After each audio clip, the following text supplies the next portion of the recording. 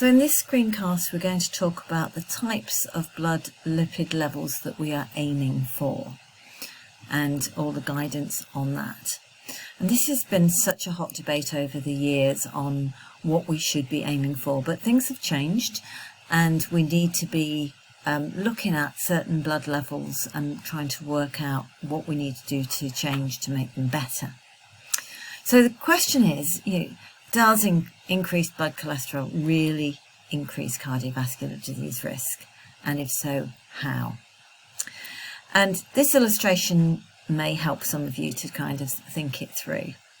So we are thinking of our blood vessels as roads. And the roads carry cholesterol, or cars. And in the cars, you've got, in the lipoproteins, the cars, you've got the cholesterol, which is passengers.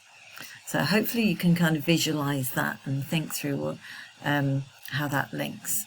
So what does it mean?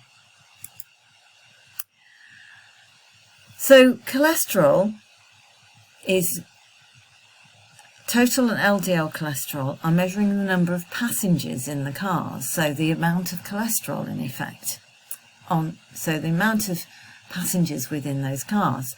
But now we tend to think it's more to do with the number of cars, i.e. the number of lipoproteins, which increases cardiovascular disease risk.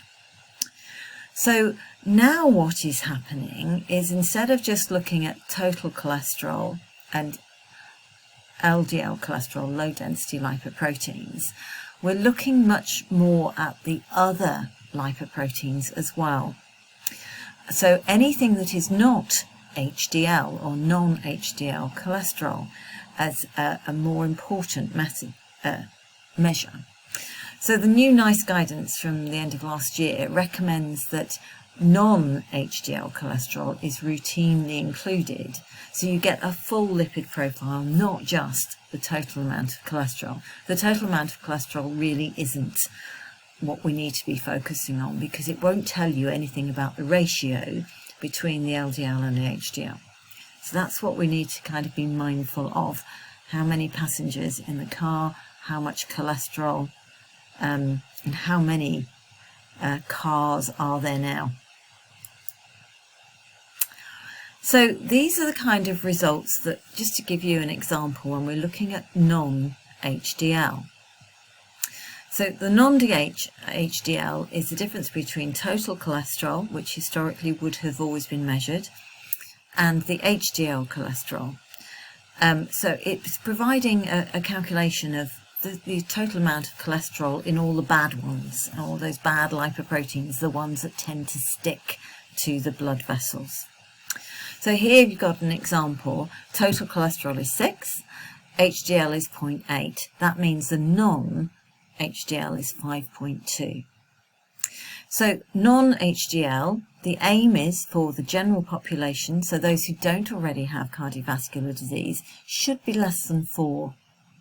So you can see in this example here, this non-HDL is much too high.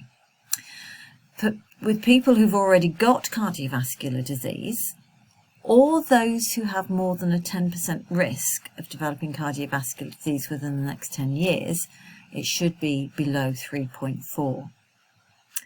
So we need to be looking at the blood lipid profile holistically, not just at the total cholesterol, which is pretty meaningless on its own. So this non-HDL is the best measure for all of these other things, and it remains accurate if the triglyceride level, which isn't a lipoprotein, if the triglyceride levels are high, it's still a valid measure, and it's quite a cheap and easy one to do as well. So what are we aiming for overall?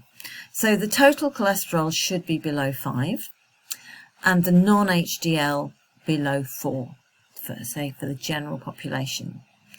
The LDL itself should be below 3, and HDL should be, it depends on your gender, whether it should be above 1 for a man and above 1.2 for a woman. And this ratio between the two, above 6 shows you have a high risk, a lower ratio is going to be much better. With the HDL, it doesn't need to be very high. So up to 1.4 is fine, but above 1.4 might suggest some other risks. It could be poor diet, it could be excessive exercise. So exercise is good for HDL, but if it's excessive exercise, it can push it higher than it needs to be. It can also be affected by alcohol consumption and by some medications and some medical conditions. So when we're looking at HDL levels, we need to be mindful of the other things that could impact it. But generally, we're looking between 1 and 1.4 for a man and 1.2 and 1.4 for a woman. And the triglycerides, if they're not fasting, should be below 2.3. So looking at the complete picture, and we need to be mindful of the complete picture when we're talking to people about their lipid levels.